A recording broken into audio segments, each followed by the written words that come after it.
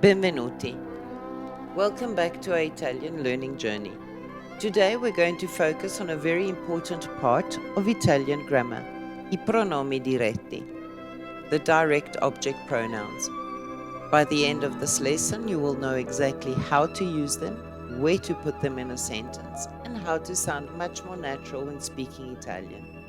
We'll go step by step from the basics all the way to real conversation examples. And of course, I'll give you time to practice with me along the way. So let's dive in. First things first, what is a direct object? In grammar, the direct object is the person or thing that receives the action of the verb directly. Let's look at some examples. Io mangio la mela. I eat the apple. What am I eating? The apple. That is the direct object. Another one. Marco legge il libro. Marco reads the book. What is Marco reading? The book. The book is the direct object. And another. Anna guarda il film. Anna watches the movie. What does she watch? The movie. One more. Noi beviamo l'acqua. We drink the water.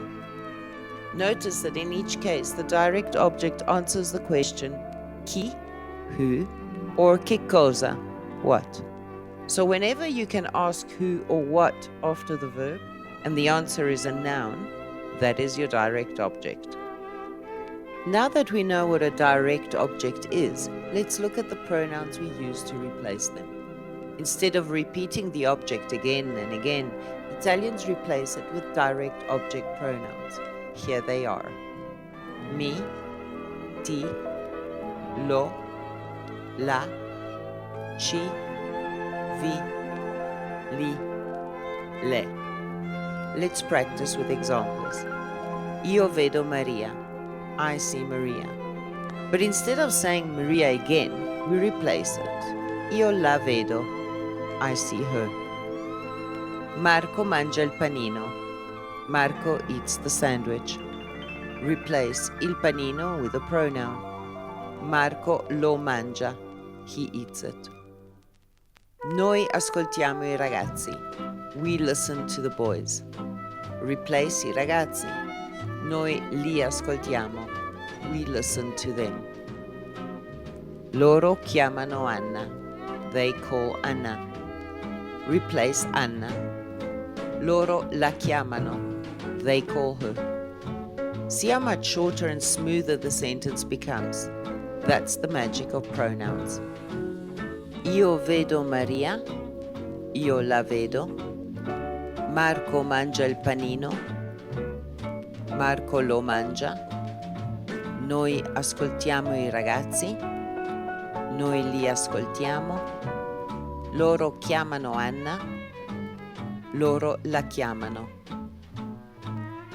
Now let's talk about where to put these pronouns in the sentence. In Italian, the direct object pronoun usually comes before the verb. For example, io vedo Marco, io lo vedo, tu mangi la mela, tu la mangi, noi ascoltiamo la musica, noi la ascoltiamo. Easy, right? But there are two very important exceptions, with infinitives and with compound tenses. Let's look at infinitives first. Voglio leggere il libro. I want to read the book. We can attach the pronoun to the infinitive. Voglio leggerlo. I want to read it. Or we can place it before the first verb. Lo voglio leggere. Both forms are correct and Italians use them interchangeably. Now for compound tenses. Ho visto Anna. I saw Anna. Replace Anna. L'ho vista. Notice where the pronoun goes? It goes before o. We'll come back to this with the agreement in just a moment. Here's the most important thing to remember. When you use a direct object pronoun with passato prossimo, the past participle agrees in gender and number with the pronoun. Let's look at examples. Ho mangiato la mela. I ate the apple. Replace la mela, l'ho mangiata, See how mangiato changes to mangiata? Because mela is feminine singular. Another one. Ho visto Marco. I saw Marco. Replace Marco. L'ho visto. Masculine singular. Ho visto Anna. L'ho vista. Feminine singular. Ho comprato le scarpe. I bought the shoes. Replace le scarpe. Le ho comprate. Feminine plural, so we end with an E. Ho incontrato i ragazzi. I met the boys. Replace i ragazzi. Li ho incontrati. Masculine plural, so we end with an I. Let's bring this into real conversation. Imagine these short dialogues. Hai visto il film? Sì, l'ho visto ieri sera. Conosci Maria? Certo, la conosco bene. Dove hai messo le chiavi? Non lo so, non le trovo. Avete invitato i vostri amici? Sì, li abbiamo invitati ieri.